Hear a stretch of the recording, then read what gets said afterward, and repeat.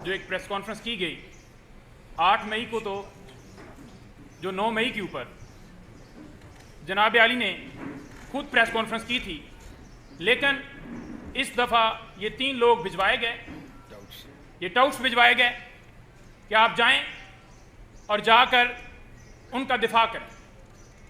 देखें लेटर के अंदर क्या था, ये मामला कहाँ से शुरू हुआ।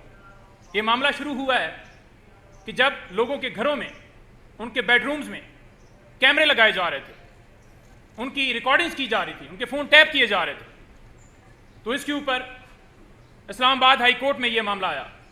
बुशरा बीबी साहबा और उनके वकील हैं लतीफ़ खोसा साहब, उनकी फ़ोन की टैपिंग की गई, रिकॉर्डिंग की गई, जो कि एक, जैसे कि अबू ज़र भाई ने बताया है कि प्राइवेसी के ऊपर ये हमला है। इन हमलों को रोकने के लिए, किसी की प्राइवेसी में मुदाखलत करने को रोकने के लिए हमने हाई कोर्ट से रजू किया था। तो उसमें उनको नागहार बात गुजरी कि जनाब हमें क्यों बुला लिया गया है, क्योंकि वहाँ IB, ISI, FIA, PTA और तमाम ये पार्टियाँ थीं।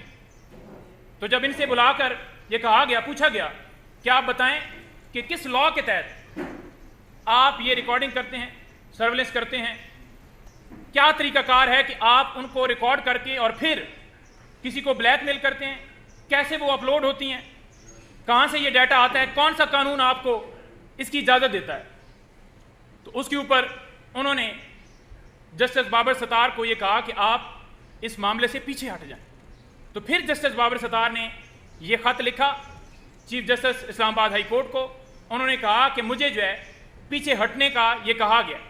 तो उसके ऊपर आकर वो क्या बात करते हैं वो मैं आपके सामने रखना चाहता हूँ।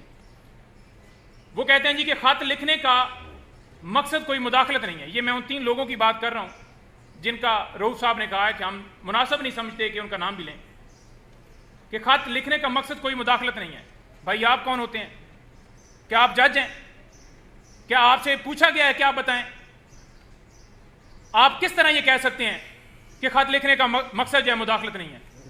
यहाँ पर आला अदलिया खड़ी हो गई है।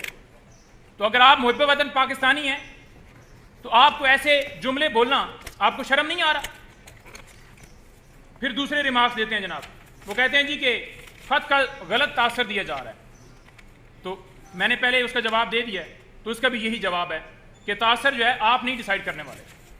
अच्छा जी, कहा जा रहा है कि आजकल तासर यह है कि अदलिया और इंतज़ामिया के दरमियान तल्लुकात ख़राब हैं।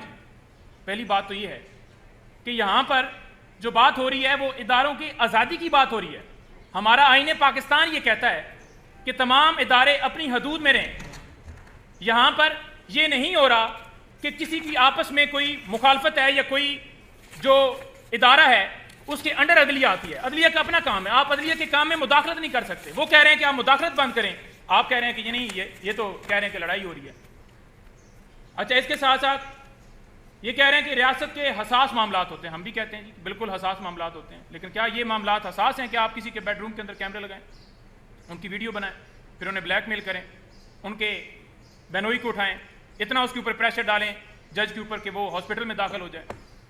फिर कहा जा रहा है जी कि जो सिक्योरिटी या एस्टेब्लिशमेंट के किसी अफसर ने बराह रास्त राब्ता नहीं किया।